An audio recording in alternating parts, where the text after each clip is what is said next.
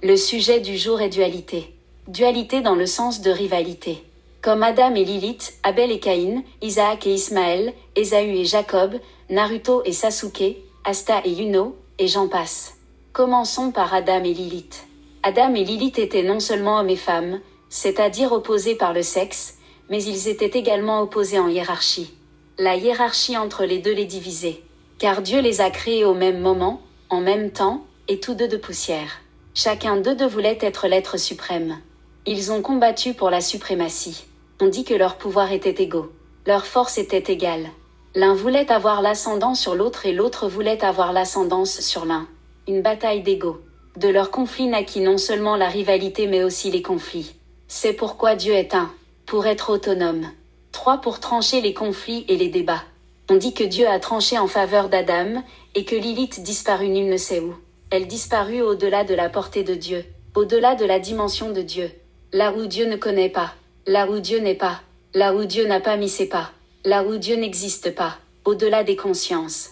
Seules restent les séquelles de Lilith. Beaucoup l'ont oubliée et peut-être n'est-elle que fantaisie. Un idéal aux femmes qui veulent être l'égale de leur mari. Et un idéal à celles qui font aussi bien que leur mari. Voire mieux. Bien que selon moi ce récit est une composition, un essai que l'on ne retrouve pas dans nos Bibles. On dit pour cela que c'est un enseignement caché, un enseignement effacé, un enseignement oublié, ou peut-être même une idée récurrente. Après tout, c'est seulement maintenant que dans nos sociétés, les femmes commencent à avoir et recevoir du pouvoir. On pourrait parler d'essais comme d'apocryphes à ce sujet. Un message qui n'est pas passé. J'en parle car la rivalité ne devrait pas exister que dans l'opposition de sexe, mais également dans la ressemblance. Deux êtres similaires n'ont pas à se faire la guerre, à moins qu'ils et elles ne s'aiment pas, ou qu'ils et elles veulent être uniques. Mais je ne vois pas d'autre raison pour que deux êtres similaires soient ennemis. La dame Lilith est un enseignement oral peu connu. Certaines l'imaginent comme une méduse des mythologies grecques. Une femme dont on ne croise pas le regard, car elle a un regard fatal qui pétrifie. Un regard foudroyant, des cheveux de serpent est très souvent associé à l'astre astrologique du Serpentaire. L'astre astrologique du Serpentaire est le 13e zodiaque. Le zodiaque disparu et ou qui réapparaît par moments. Lilith est la déesse serpent. C'est peut-être ce serpent qui a séduit Ève. La meilleure conseillère d'une femme n'est pas son homme, mais une autre femme. Qui a dit du serpent originel qu'elle était un homme ou une femme? Pour se dire, il n'y a que Ève qui peut en témoigner. Qui a instauré la rivalité entre un homme et une femme? Plutôt que entre deux hommes ou deux femmes comme nous allons le voir dans les exemples suivants. Ève en correspondance est une addiction à Adam. Celle qui remplit son vide, et non celle qui divise par jalousie ou complexité. La division et la destruction comme l'était Lilith avec Adam. Et ensemble Adam et Ève conçurent l'amour par la voie de la multiplication et l'union. Ils conçurent 2 fils, Caïn et Abel. Leur nom signifiait pouvoir. Caïn peut et Abel est capable.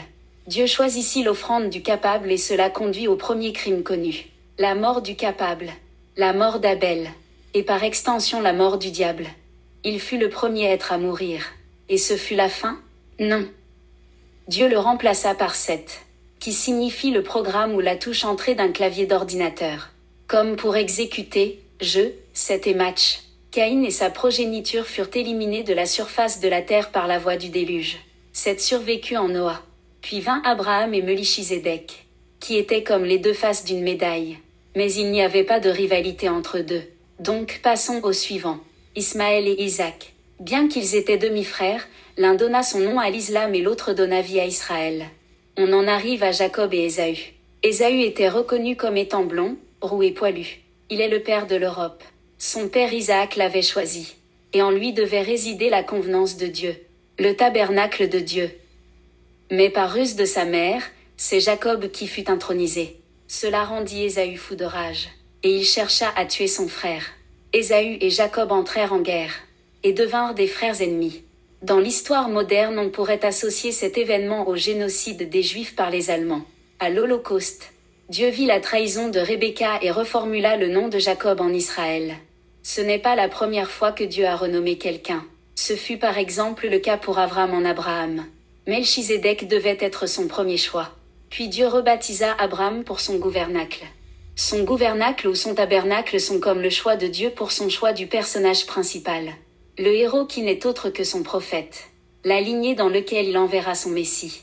C'est en ce sens que dans l'ère d'Abraham il y eut aussi Lot. Lot, le neveu d'Abraham, était apprécié de Dieu. Mais Dieu fit de sa femme une statue de sel. Car dans l'Ancien Testament Dieu se définit comme un Dieu jaloux. On peut supposer que Dieu aimait tellement Lot, qu'il fut jaloux de la femme de Lot. D'où sa condamnation. En reformulant le nom de Jacob en Israël, Dieu fit son dernier choix. Le Christ naîtra en Juda. C'est en ce sens que je suis judéo-chrétien. Bref, si je parle de dualité, c'est parce que Dieu se donne des options. L'option Abel ou l'option Caïn. L'option Isaac ou l'option Ismaël. L'option Ésaü ou l'option Israël.